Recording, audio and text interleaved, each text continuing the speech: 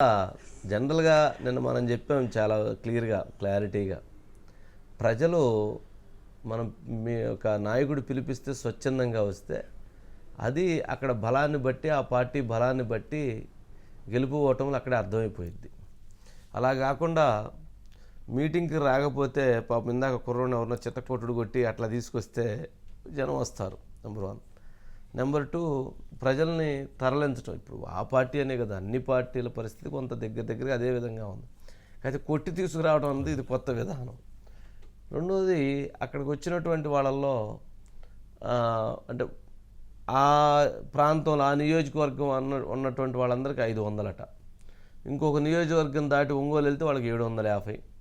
అక్కడి నుంచి ఇంకొంచెం దాటి వెళ్తే 1000 రూపాయలు, ఇంకొంచెం దాటి వెళ్తే 1500. అంటే ఇవన్నీ కూడా ఏంటి, విత్ ట్రావెల్ ఎక్స్పెన్సెస్, అట్లాగే బిర్యానీ, అట్లాగే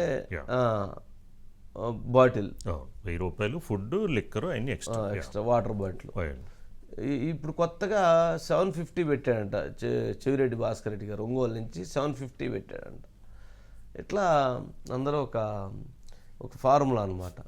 పాపం జగన్మోహన్ రెడ్డి గారు చెప్పేది టీవీలో కూర్చొని వినొచ్చుగా. వాళ్ళందరినీ అక్కడి నుంచి మొదలుపెట్టి తీసుకొచ్చి ఆడ నుంచోబెట్టి వాళ్ళు చెప్పించి వాళ్ళ చేత మళ్ళీ చెప్పిందే, గతంలో చెప్పిందే కొత్తగా చెప్పడం, చెప్పి మళ్ళీ సరే చంద్రబాబు నాయుడు గారిని తిట్టి మళ్ళీ వాళ్ళందరినీ పంపించడం, దానికి 100 కోట్లకు పైగా ఎందుకు ఖర్చు పెట్టడం, అంత అవసరం ఏంటి?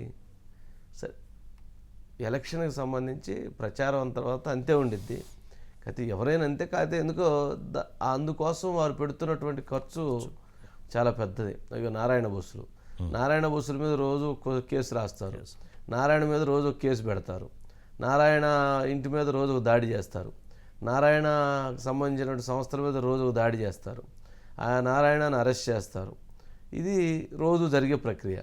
కానీ ఇక్కడ సిద్ధం సభలకు వచ్చేటప్పటికి నారాయణ బస్సులు మొత్తాన్ని తీసుకెళ్ళిపోతా ఉంటారు జనాన్ని ఎక్కించుకొని.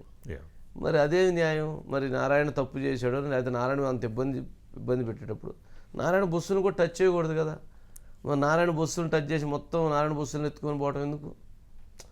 అదేంటంటే అట్లా భయపెట్టడం.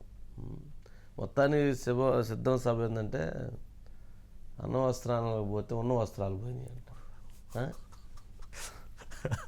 అన్న వస్త్రాల కోసం పోతే ఉన్న వస్త్రాల అంటే పెట్టకుండా ఉంటే మన రాప్తాడు సభతోటి బాగా స్పీడ్ ఉంది, ఈ సభతోటి అనవసరంగా ఎక్స్పెక్ట్ చేశారండి, అది ఫెయిల్ అయింది. ఇది బస్సులో లిక్కరోని ఇదండి అన్ని ఫెసిలిటీస్ బస్సులోనే ఏర్పాటు చేశారండి. అది అన్ని బస్సులు అంటే అన్ని బస్సులు ఏర్పాటు చేశారు. పాపం ఈ స్కూల్ పిల్ల ఎక్కే బస్సులు రేపు పొద్దున్న మళ్ళీ స్కూల్ పిల్ల అవన్నీ తుడుచుకోవాలి, అంతే కదా. ఒక్కో డిపోలో 90 బస్సులు ఉంటాయండి, 80 బస్సులు వీటికి కేటాయించారు. అక్కడ ఈ ప్రతి డిపోలో 100 బస్సులు ఉంటాయండి, 90 బస్సులు వీటికి కేటాయించారంటండి. ప్రయాణికులు మాత్రం చాలా ఇబ్బందులు పడ్డారు.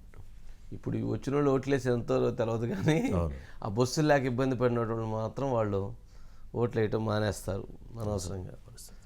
సరే, ఏం నెక్స్ట్?